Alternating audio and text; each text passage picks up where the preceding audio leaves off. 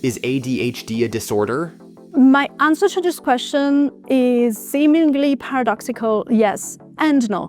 Because what I want to do is to bridge the gap between the neurodiversity paradigm, which sees ADHD and other neurodevelopmental conditions like autism as natural variation in cognitive styles that are not pathological, and on the other hand, the psychiatry, which has been historically working with a disorder model of these conditions, where something is wrong with you. The reason why I think it's important, it's because a lot of people with ADHD do experience a lot of existential anguish and the questioning of their identity around this question, and keep going back and forth between one model and the other and wonder what it means for them.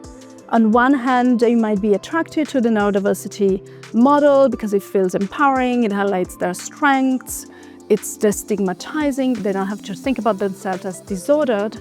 But on the other hand, a lot of people might rely on medication and then might wonder, well, if I do need to take medications to function on a daily basis, then maybe there is something wrong with me. Another reason is that we want the research that drives psychiatry to take into account the perspective of neurodiversity.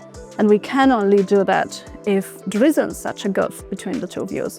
So what we want to do is to tell these people and researchers that it is perfectly compatible to think of yourself as just having a different cognitive style and yet having a condition that requires the attention of the psychiatry. And instead of looking at what is the scope of psychiatry in terms of what's its subject matter, I want to identify the scope of psychiatry in terms of what psychiatry has to offer to help with certain condition and to ease suffering and promote flourishing. And so we end up with this situation where someone might have ADHD throughout their life. That doesn't change, obviously. The way the brain works doesn't change.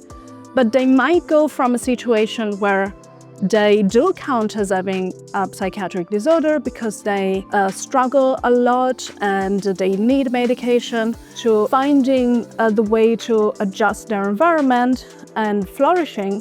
And at that point, they obviously still have ADHD, but they don't have a disorder anymore. And I think that if this move of taking away from the notion of psychiatric disorder, this reifying notion, this idea that there's something substantive, is really an important move to destigmatize not only neurodivergency, but all psychiatric conditions and offer a more inclusive society.